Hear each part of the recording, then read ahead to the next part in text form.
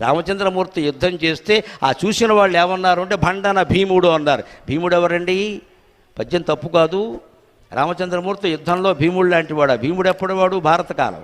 రాముడు ఎప్పటివాడు? రామాయణ కాలం. రాముడిని భీముడితో పోల్చడం ఏంటి? రామదాసు గారు ఉద్దేశం అది కాదు. భీముడు అంటే శివుడు. దాక్షారం వెళ్ళండి, భీమేశ్వర స్వామి. భీముడికి ఆ పేరు ఎందుకు పెట్టారంటే కుంతీదేవి ఎందుకు పెట్టిందంటే శివుడు పేరు పెట్టి. భీముడు అంటే శివుడు. భండన భీముడు అంటే యుద్ధంలో శివుడు లాంటి వాడు. త్రిపురాసుర సంహారం చేసేటప్పుడు పరమశివుడు ఎంత పరాక్రమం చూపించాడో రావణాసురుని చంపేటప్పుడు రాముడు అంత పరాక్రమం చూపించాడు. అందుకని రామదాసు ఆయన్ని భండన భీముడు, ఆర్తజన బాంధవుడు, బాణతూణ కోదండ కళా ప్రపూర్ణ భుజతాండవ కీర్తికి, బాణంతో అంబల పొదితో ధనుస్సుతో ఎప్పుడూ నిండుగా కనపడేటువంటి మా రాముడికి మించిన దైవం లేడు అని పెద్ద ఏనుగునెక్కి దాని మీద వేదండాన్ని ఎక్కి పెద్ద కోదండవుడు పట్టుకుని డప్పు పట్టుకుని చాటిస్తా ఇంకెవరూ రాముడిని మించిన దైవం ఉన్నాడని అనడానికి వీల్లేదు అని సగర్వంగా చాటినవాడమ్మా రామదాసు.